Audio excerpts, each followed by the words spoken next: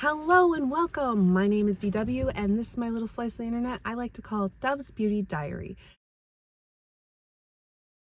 Today I want to talk about the 10 things that make me pass on an eyeshadow palette, which, I mean, if you know my collection, you know it takes a lot for me to pass up on an eyeshadow. I got this inspo from Caitlin House, Caitlin Foreman, Alicia Budget Beauty, and Brittany Ray. I will have their videos linked down below. It's an older video idea, but that is where I got this inspo from. I had just saved it for a rainy day, and even though the sun is shining, I'm calling it my rainy day.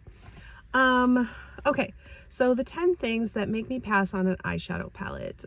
When the brand changes eyeshadow pan shape. So like, should I call brands out? Menagerie used to have square pans, and I have a couple of palettes that do have square pans, but then they switched to round pans, and that drives me up the wall. Like, can't you please stay consistent? Please. Like, just keep it the same. Like, that's what made your palette stand out, were the square shades, in my opinion, and now they're round. Well, and then, like, if I have Serenity and I wanted Fight Club, well, now I can't mix and match because they're different sizes. Yeah. Another thing that makes me want to pass on an eyeshadow palette is an all matte palette. Now, I do have some all matte palettes, but I also can't pass up on a deal. So, yeah. But I am a shimmer girl. I would much prefer a shimmer palette, an all shimmer palette, than an all matte palette, or even half and half. I would like more like 3/4 shimmers and then like a quarter mattes. That's good enough for me. Like, that's fine. I just need 1 or 2 mattes and we're good. Specifically an all matte palette that I can think of, there's a Matte About Hue from ColourPop. There's like a Tarte palette, like a In Bloom or something like that. I don't remember. I just that Sugar Drizzle purple matte palette. Nope, I don't want that. There's a J Star palette that's all matte. Like, I don't want that. I want shimmers. Please give me shimmers. Number 3, if I can't fit my finger in the pan.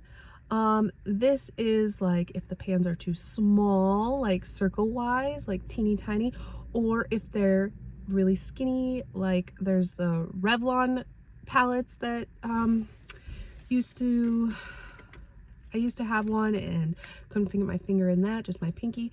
I think they're called color fixes or something like that. I mean, I'm gonna have pictures posted up, but is there another one?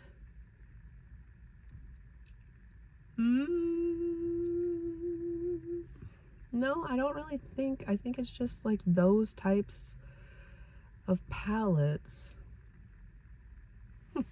Okay, then number 4, neutral palettes. I like color. I have all the colors on my eyes today. Like, I like color. I don't want an all neutral palette. If there is a mostly neutral palette with a couple pops of color, I could handle that. But if it's all neutral, no, I don't want that. Like let's see, I have a hard time thinking of stuff right now. The Sultry by ABH, or Soft Glam specifically would be a good one for ABH. Or let's see, another neutral, all neutral.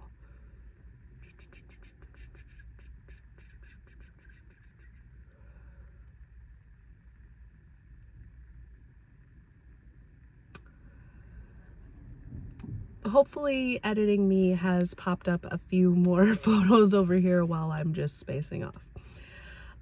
Moving on, we've got weed or like drug or alcohol or sex themed items. Melt, we're looking at you. Glamlight's Drink collection,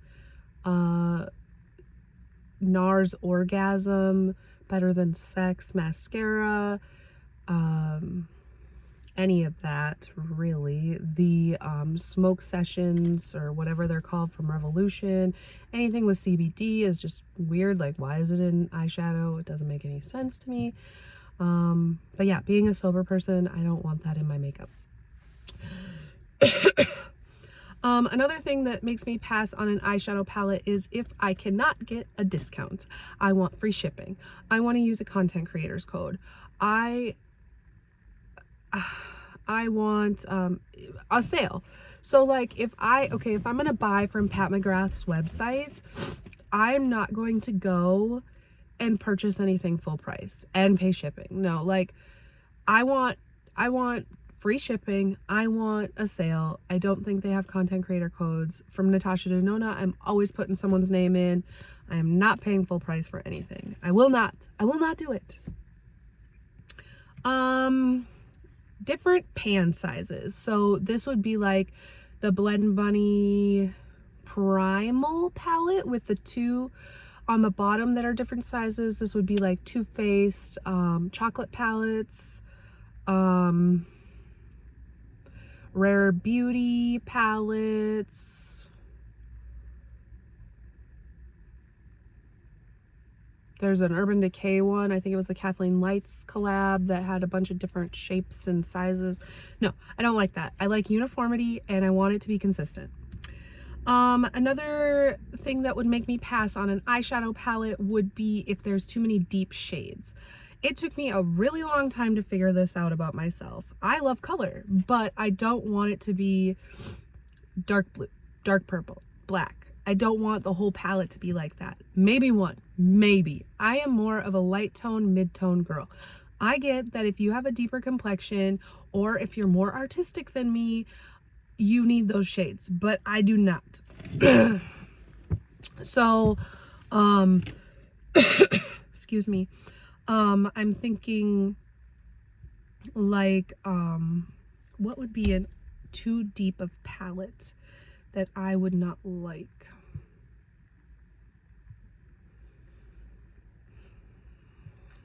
Again, hopefully I put up some examples over here. Editing me better get on it. And then two more. I have one, if I'm gonna pass up on a eyeshadow palette, if they're probably if they're private label. I do not want to pay more for something when I can get it from another brand for the same or less price, because like if you're all using the same matte formula, if you're all using the same shimmer formula, the only difference is the price. So if I'm gonna pay $1 for this brand and $5 for this brand, I'm gonna choose this if it's the same quality. Just saying. And I also hate that when brands are not upfront about that. I wish that they would just, like, if someone asks, hey, are you private label? They were just like, yes, we are, or no, we press our own shades. Like, easy. And there's nothing against private label. I have zero things against it. I just don't want to overpay. I don't want to overpay. The last thing is when an eyeshadow palette has too much hype. So today, actually, Odin's Eye just released their 2 Christmas palettes for the season, and that is all you see on Instagram and YouTube. Am I gonna watch any of those videos? No, I'm not. First of all, I'm not a huge fan of Odin's Eye anyway, so I'm not even tempted. Second of all, there's reds, and I do not like reds, so no, I don't want it. I'm not gonna watch those videos because they're like, it's overwhelming. There's too many. It's oversaturated. Nomad does this too. They have all their content creators throw out their videos at the exact same time. I get that you want to be like, you want to get that hype around the brand, that around that new item, but like if you would spread it out, I'd be more willing to at least watch some of them. Probably not all of them because it'd get old, but yeah, I mean, like if Odin's Eye you know, they all posted their stuff today. Now, if someone would post something in 3 days when I have forgotten about it, I'd be like, oh, Odin's Eye has a new collection. That's right. Let me see what it's about. But no one does that. Excuse me, I'm getting a phone call. Anyway, so those are the 10 things that make me pass on an eyeshadow palette. I just want to thank Caitlin, Alicia, and Brittany for letting me steal this very old idea you had. So with that being said, we will catch you in the next one. Bye-bye.